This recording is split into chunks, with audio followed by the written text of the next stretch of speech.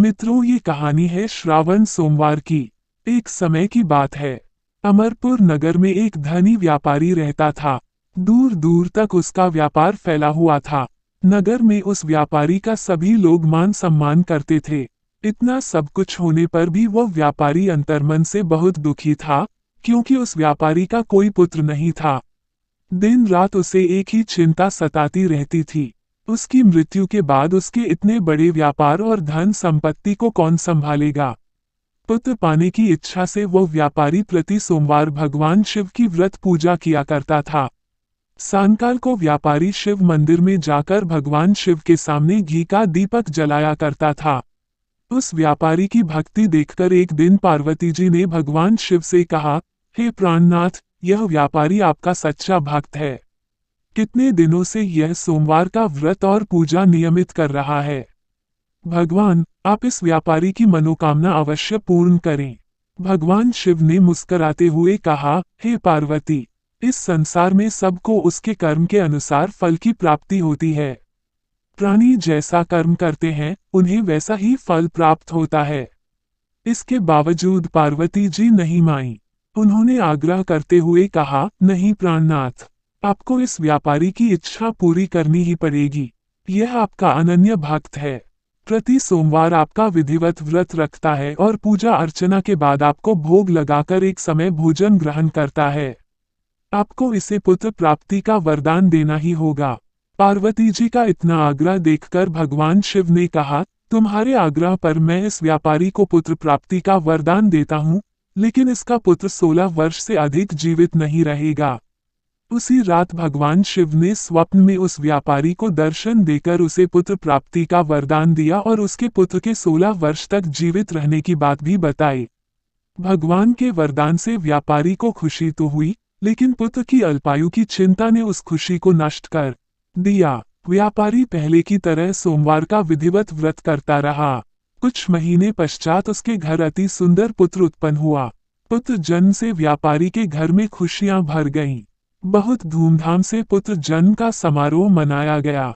व्यापारी को पुत्र जन्म की अधिक खुशी नहीं हुई, क्योंकि उसे पुत्र की अल्पायु के रहस्य का पता था। यह रहस्य घर में किसी को नहीं मालूम था। विद्वान ब्राह्मणों ने उस पुत्र का नाम अमर रखा। जब अमर 12 वर्ष का हुआ तो शिक्षा के लिए उसे वाराणसी भेजने का निश्चय हुआ। व्यापारी ने अमर के मामा दीपचंद को बुलाया और कहा कि अमर को शिक्षा प्राप्त करने के लिए वाराणसी छोड़ आओ। अमर अपने मामा के साथ शिक्षा प्राप्त करने के लिए चल दिया। रास्ते में जहां भी अमर और दीपचंद रात्रि विश्राम के लिए ठहरते, वहीं यज्ञ करते और ब्राह्मणों को भोजन कराते थे। लंबी यात्रा के बाद अमर और दीपचंद एक नगर में पहुंचे। उस नगर के राजा की कन्या के विवाह की खुशी में पूरे नगर को सजाया गया था। निश्चित समय पर बारात आ गई, लेकिन वर का पिता अपने बेटे के एक आंख से काने होने के कारण बहुत चिंतित था। उसे इस बात का भय सता रहा था कि राजा को इस बात का पता चलने पर कहीं वह विवाह से इनकार न कर दे।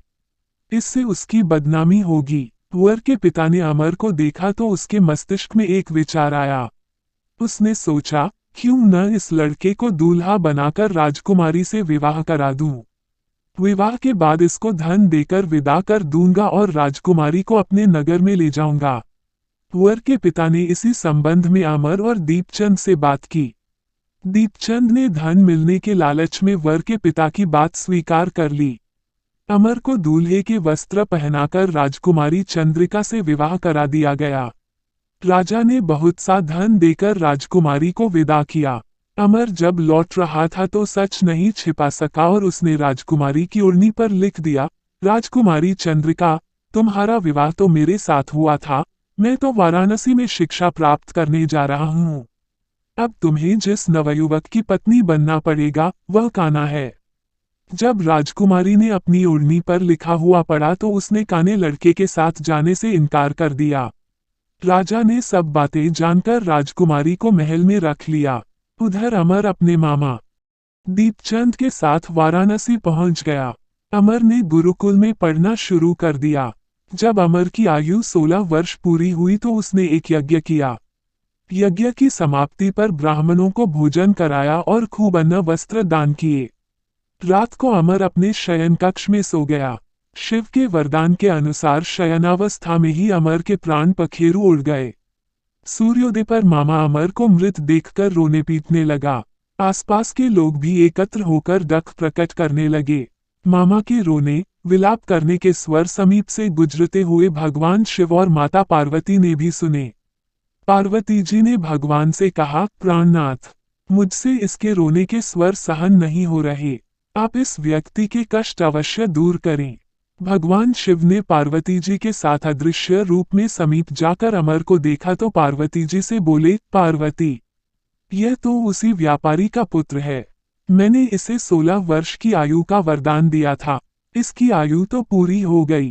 पार्वती जी ने फिर भगवान शिव से निवेदन किया, हे प्राणनाथ, आप इस लड़के को जीवित करें, नहीं तो इसके माता पिता पुत्र की मृत्यु के कारण रो रोकर अपने प्राणों का त्याग कर देंगे। इस लड़के का पिता तो आपका परम भक्त है, वर्षों से सोमवार का व्रत करते हुए आपको भोग लगा रहा है।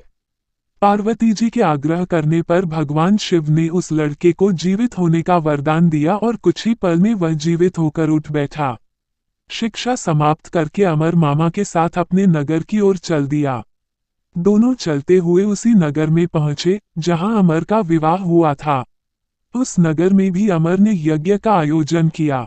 समीप से गुजरते हुए नगर के राजा ने यज्ञ का आयोजन देखा। राजा ने अमर को तुरंत पहचान लिया। यज्ञ समाप्त होने पर राजा अमर और उसके मामा को महल में ले गया और कुछ दिन उन्हें महल में रखकर बहुत सा धन वस्त्र देकर राजकुमारी के साथ विदा किया।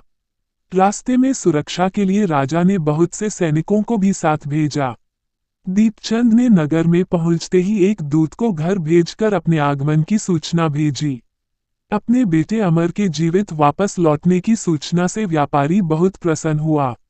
व्यापारी ने अपनी पत्नी के साथ स्वयं को एक कमरे में बंद कर रखा था। भूखे प्यासे रहकर व्यापारी और उसकी पत्नी बेटे की प्रतीक्षा कर रहे थे। उन्होंने प्रतिज्ञा कर रखी थी कि यदि उन्हें अपने बेटे की मृत्यु का समाचार मिला तो दोनों अपने प्राण त्याग देंगे।